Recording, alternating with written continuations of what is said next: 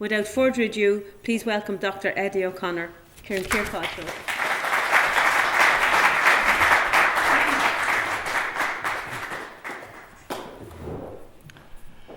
Thank you very much indeed, Lord Mayor, and I wish to thank you for inviting me to make this presentation this evening. It's a great theme to be talking about, that is climate change in the context of China. And if my man would only move on the screen, I could actually read what was supposed to be here. Thank you very much indeed. So, a little bit more, please. Thank you. So I think the Chinese New Year is an incredibly important part of the events calendar in the world, because here we have the oldest continuous civilization in the world. I extend my best wishes to the Chinese people as they face into a new year, which is the year of the monkey, and offer them my congratulations on their successes for this one and for the year just past. By any standard, China is a great civilization.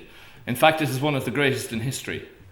Certainly one of the oldest in terms of continuity, surely the most enduring in terms of language and culture, and to my mind, one of the most innovative in science, engineering and technology.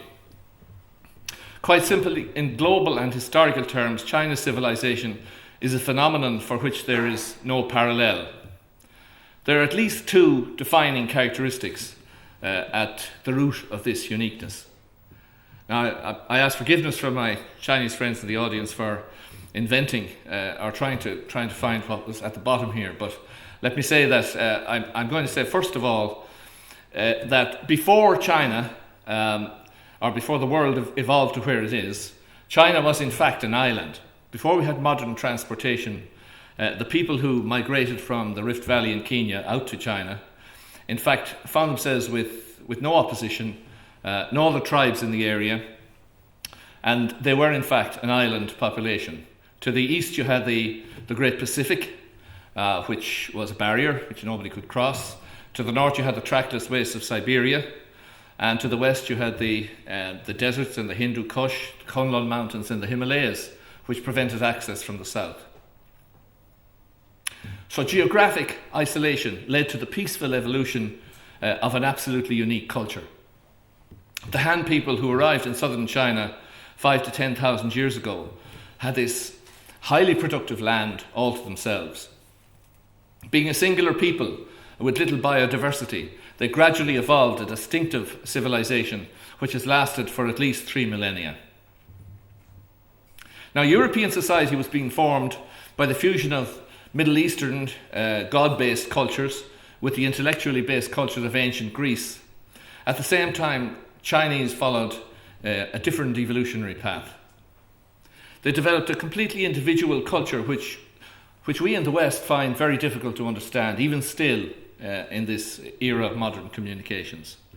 In its formative stages, China didn't have to fight the marauding tribesmen because they simply didn't exist.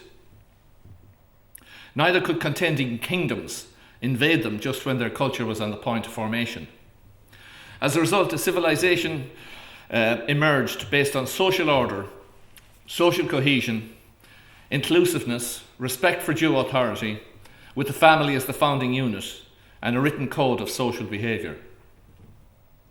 In a broad sense, the stages of evolution that characterise European civilization are by and large not found in China. Religious contentions are unknown. Slavery never existed in China. Meritocracy, to which I will return at length later on, became embedded in government and administration. And one of the great quotes in the world comes from the Analects of Confucius, which says, "The class system is absent from the classroom." I think that's a really dramatic statement, ladies and gentlemen. The class system is absent from the classroom. The brightest always ran China. Secondly, there's the sheer size and homogeneity of the population. The China population has always been large in relation to the proportion or the other populations of the world. It was about 25% of the global population at the beginning of the Christian era and was bigger than the Roman Empire when at its peak in the 2nd century. Under the Ming dynasty in the late 14th century, the population began to increase dramatically, and it doubled to over 400 million during the Qing dynasty at the end of the 18th century. Today it's about 1.4 billion people out of a global population of 7.4, which is almost 20% of the world's population. Now, Germany is our largest country in Europe, and if it were located in China, it would be the fourth biggest province in China. We in Ireland aren't mapped at all. It wouldn't even be a footnote to some city, probably maybe a suburb or something. Anyway, governing a society of this size obviously poses specific challenges that are not faced by any other country in the world. The response over the centuries led to the development of a particular set of values so the society could not only survive but also grow and thrive. To me, the most distinctive of these values is the sense of interdependence which permeates Chinese society. You might say that its evolution was a precondition for survival. It took us in Europe 20 centuries and 2 world wars before Jean Monnet, Konrad Eisenhower and Maurice Schumann built on the concept of interdependence to create the concept of the European Union. Well, China had this concept of interdependence right from the start of the foundations of its culture 3 millennia ago. And this sense of interdependence has been strengthened by the fact that the population is astonishingly homogeneous. The Han people in China account for 91.5% of the population, making it by far the largest ethnic group in the world. Indeed, it's the largest ethnic group that ever existed in history. Because of its sheer number of people, great emphasis is placed in Chinese culture on the preservation of order, the respect for others, on certain rules of social behaviour. Above all, the Chinese fear disorder, chaos and anarchy, and history tells us what happens when those type of things exist. To govern this huge society wisely and well, the Chinese consciously developed a system of governance, which, as I mentioned earlier, is based on meritocracy. It goes back not just for centuries, but for 2 millennia, at which there is no historic or contemporary parallel anywhere on the globe. This meritocratic system explains the successful transformation of the Chinese economy over the past 4 decades and gives confidence that it will be completed by 2050. Now, I'm neither naive nor blind to Chinese failings, past or present. It's part of the human condition to fail, but it's less common to learn from mistakes, and in management speak, to accept the evidence of feedback. But that is what the Chinese have done over the centuries, to the great benefit of themselves and the world. In a previous lecture on the 12th five-year plan, I examined the Chinese way of learning by doing, to manage to cross the river by feeling the stones, as Deng Xiaoping put it. He also advised that one should extract truth from facts. This is real wise advice. Great pity the American Republican Party don't look at the facts before they start criticising global warming. That is the Chinese way, which is invaluable when it comes to tackling climate change by way of adaptation, mitigation and prevention.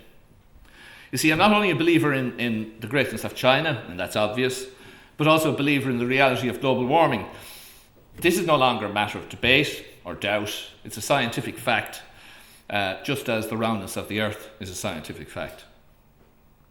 It's caused by the greenhouse gas effect, which actually is great to speak here as an Irishman, because this was discovered in 1861 by John Tyndall, who was born in Lion Bridge, County Carlow. And he was the man who explained why the sky is blue, and he was a scientific genius, actually, of the 19th century. And thanks to him, we now know that greenhouse gases absorb solar radiation. He performed the first experiments on this radiation absorption in 1861 in the Royal Institution in London. There was a natural balance of these greenhouse gases in the atmosphere prior to industrial times.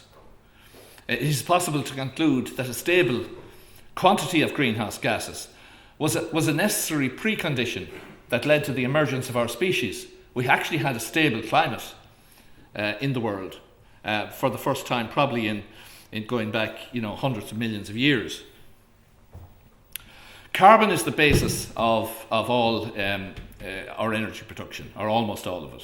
There's a few other sources, but carbon is the main one. It comes in liquid form in oil, it comes in solid form in coal and lignite, and in gaseous forms in natural gas. And there's been a massive build-up in greenhouse gases in the atmosphere since the Industrial Revolution began in the mid-1700s. They capture radiation and they warm the climate. Many of these gases can remain in the atmosphere for tens or even hundreds of years after being released. The most prevalent of those is carbon dioxide. You all probably know this stuff, but just to have a look at it again. Carbon dioxide is constantly being exchanged among the atmosphere, oceans and land surface, as it's both produced and absorbed by many microorganisms, plants, animals and by us humans. However, emissions and removals of CO2 by these natural processes led to a balance. So we had this stable atmosphere. These carbon emissions are primarily produced by burning fossil fuels, that is coal, oil and gas, used in the generation of electricity, of power, heating and cooling, and of course in transportation. Carbon dioxide accounts for about 3/4 of the total greenhouse gas emissions, but worryingly these emissions rose by 42% in the 20 years between 1990 and 2010. By that huge amount in a very short space of history. According to the US Environmental Protection Agency, the total warming effect from greenhouse gases increased by 36% between 1990 and 2014. The warming effect associated with carbon dioxide alone contributed to 28% of that warming. There is an overwhelming scientific consensus, such as in the findings of the Intergovernmental Panel on Climate Change, that the rise in global temperature must be kept below 2 degrees when compared to pre-industrial levels. Beyond that, there will be catastrophic and irreversible climate change. We don't know where it will lead. There certainly will be some people around, but the civilizations that have created us and led to our existence on this planet will be gone if we exceed those numbers. It will lead to drought and desertification, storms and floods, rising sea levels, which will engulf coastal areas and threaten the world's largest cities, just like, for example, New York. The destruction of millions of species of flora and fauna, and most ominously, a major reduction in the availability of arable land and a consequential decrease in agricultural output and food production. Scientists have put a number on what has to be done. Pre-industrial levels of CO2 concentrations in the atmosphere have been estimated at 270 parts per million.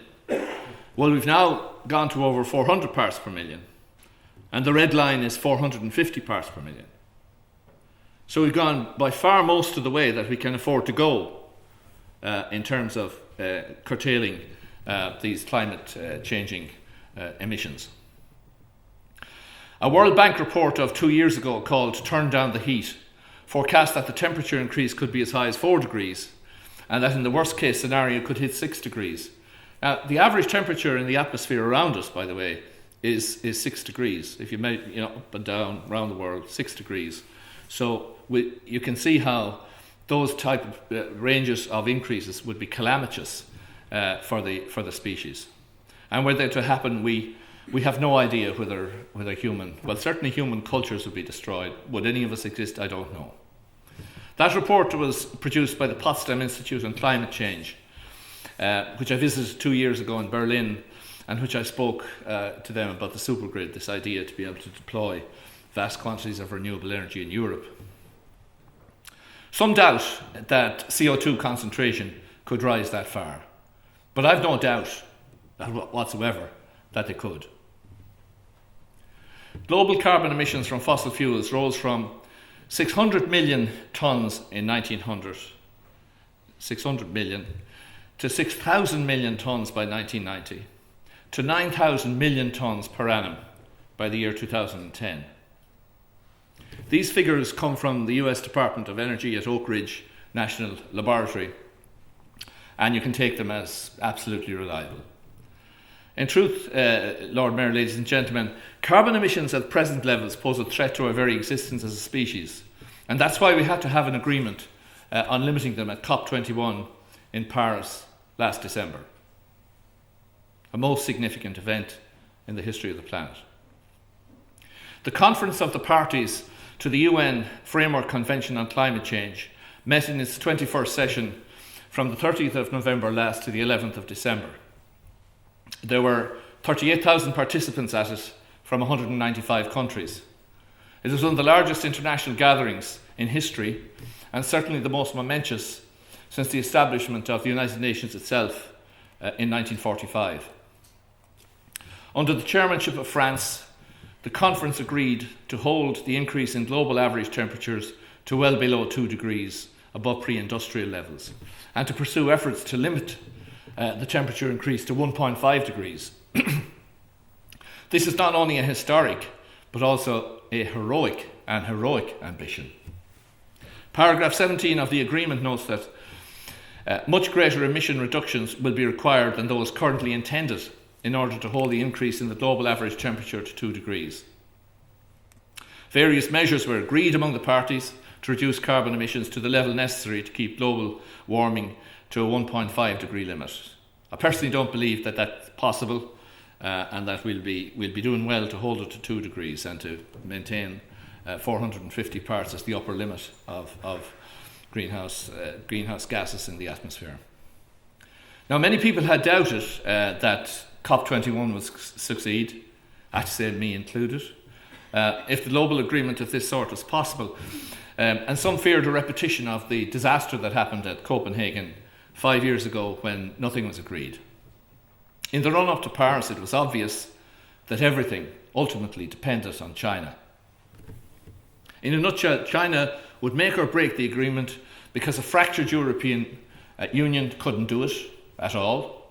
The United States was unwilling, or perhaps incapable, of taking the lead, and the developing world was suspicious of measures that would impose costs that they couldn't bear as they sought to better the lot of their people. Without a Chinese initiative and political impetus, there would have been no agreement in Paris. Now, China is seen by most developing nations as an honest broker. It was seen to be one of their own, a poor country that had got rid of its oppressor and had used its freedom to create a better life for its citizens. It had never invaded other developing nations. And following its principal social and cultural construct of permeates, it trades for the commodities it needs to grow its economy. It doesn't invade and plunder like we got used to for indeed a whole millennium here in Europe. Deng Xiaoping famously said, "Keep a cool head and maintain a low profile. Never take the lead, but aim to do something big." This is Chinese speak. I'm not so sure I understand it all, but that was his way, and he did some pretty phenomenal things.